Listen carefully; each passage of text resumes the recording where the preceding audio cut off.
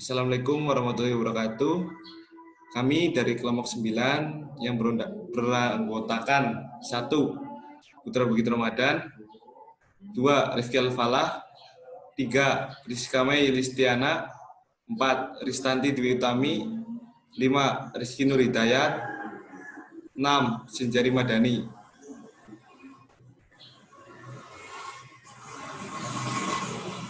Satu, pengertian infeksi jantung. Infeksi jantung adalah infeksi yang terjadi pada bagian lapisan jantung, bagian dalam katup. Infeksi dapat terjadi pada organ jantung seperti halnya organ-organ lain. Dalam hal ini dapat menimbulkan berbagai komplikasi yang dapat meningkatkan morbiditas dan mortalitas pasien.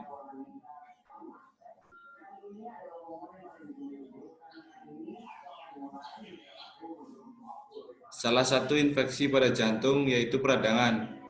Peradangan pada jantung antara lain: 1. Perikarditis adalah peradangan lapisan paling luar jantung atau membran tipis yang mengelilingi jantung yang terdiri dari perikardium visceral dan perikardium parietal. 2. Miokarditis adalah peradangan pada otot jantung atau miokard.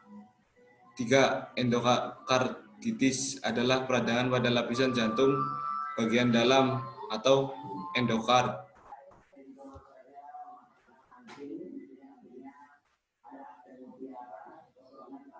Maka peradangan pada jantung bisa mengenai pada perikardium atau miokardium atau endokardium. Apabila mengenai ketiga-tiganya maka disebut pankarditis.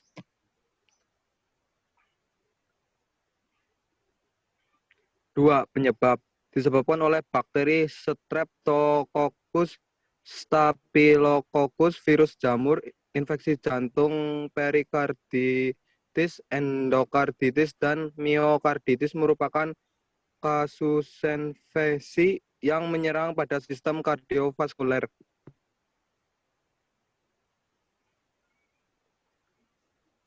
Bakteri dapat mencapai perikardium baik secara langsung dari struktur terkena seperti paru dan pleurea, atau oleh karena penyebaran hematogen atau limfatik, terutama pada anak. Perikarditis Staphylococcus relatif sering dan hampir selalu diikuti entah dengan pneumonia atau osteomyelitis. Nyatanya, baik penyertaan perikarditis spesies yang menguasai gambaran klinik maupun hanya sebagian kecil gambaran klinik memang bervariasi.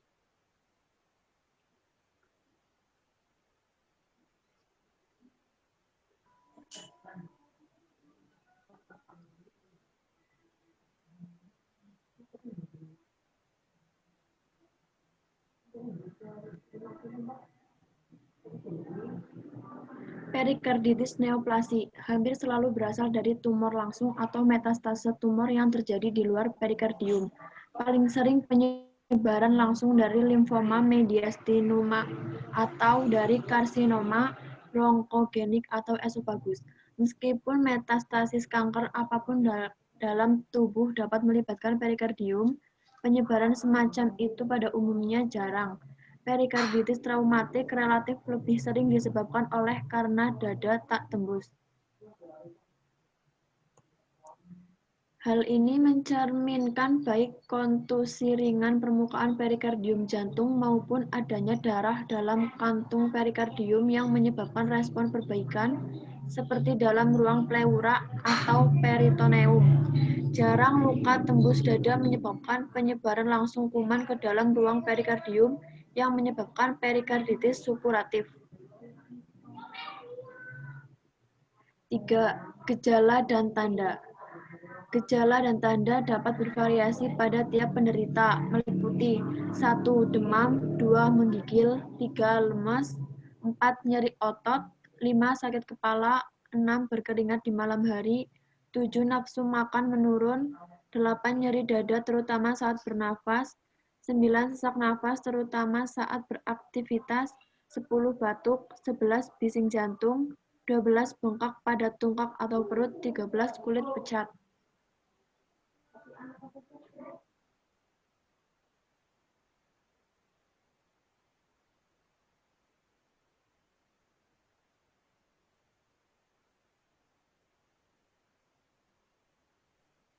Pada kasus yang jarang, gejala lain yang muncul adalah 1. Berat badan menurun tanpa sebab. 2. Hematuria atau darah pada urin. 3. Bintik merah disertai nyeri di telapak tangan dan telapak kaki. 4. Bintik ungu atau merah di kulit pada jari tangan dan jari kaki. 5. Splenomegali atau pembesaran limpa. 6. Linglung atau mental confusion.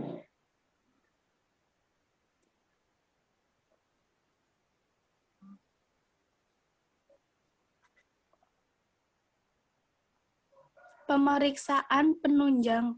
Pemeriksaan penunjang merupakan bagian dari pemeriksaan medis yang dilakukan oleh dokter untuk mendiagnosis penyakit tertentu. Pemeriksaan ini umumnya dilakukan setelah pemeriksaan fisik dan penelusuran riwayat penyakit pada pasien.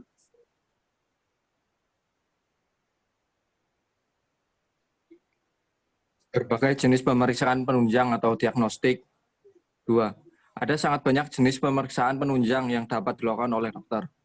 Namun ada beberapa jenis pemeriksaan penunjang yang sering dilakukan, antara lain 1. Pemeriksaan darah. 2. Pemeriksaan urin. 3. Elektrokardiogram atau EKG. 4. Fotorongen. 5. Ultrasonografi atau USG. 6. Komputer tomografi scan atau CT scan. 7. Magnetic resonance imaging atau MPR. 8. Fluoroskopi. 9. Endoskopi.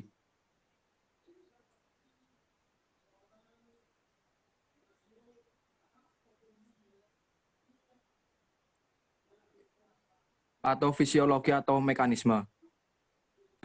Perikarditis.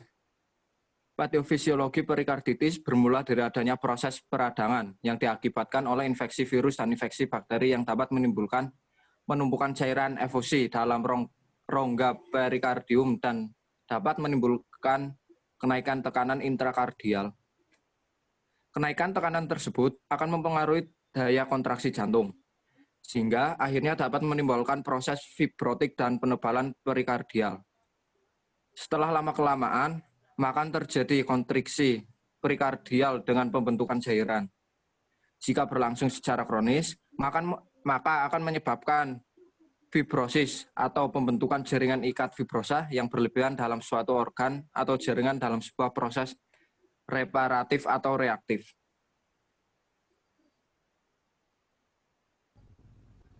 Endokarditis.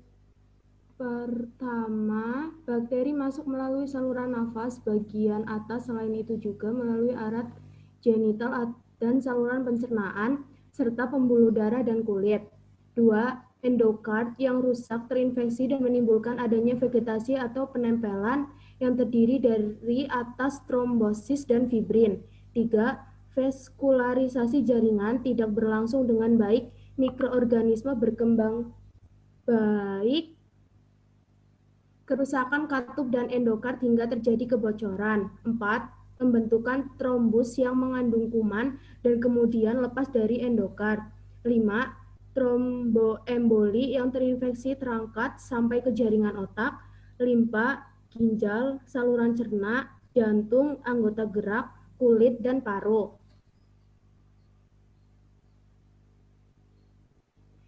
Miokarditis. Proses miokarditis viral ada dua proses. Yang pertama, fase pertama atau akut berlangsung kira-kira 1 minggu di mana terjadi invasi virus ke miokardium sel otot jantung, replikasi virus dan lisis sel. Kemudian terbentuk neutralizing antibody dan virus akan dibersihkan atau dikurangi jumlahnya dengan bantuan makrofag dan natural killer cell atau sel NK. 2. Fase 2. Miokardium akan diinfiltrasi oleh sel-sel radang dan sistem imun akan diaktifkan antara lain dengan terbentuknya antibodi terhadap miokardium akibat perubahan permukaan sel yang terpajan oleh virus. Fase ini berlangsung beberapa minggu sampai beberapa bulan dan diikuti kerusakan miokardium dari yang minimal sampai berat.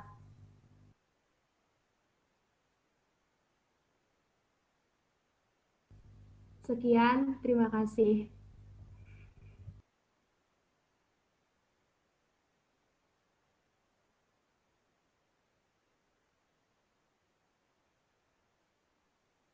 Wis Mbok Lur, Wis rampung wis.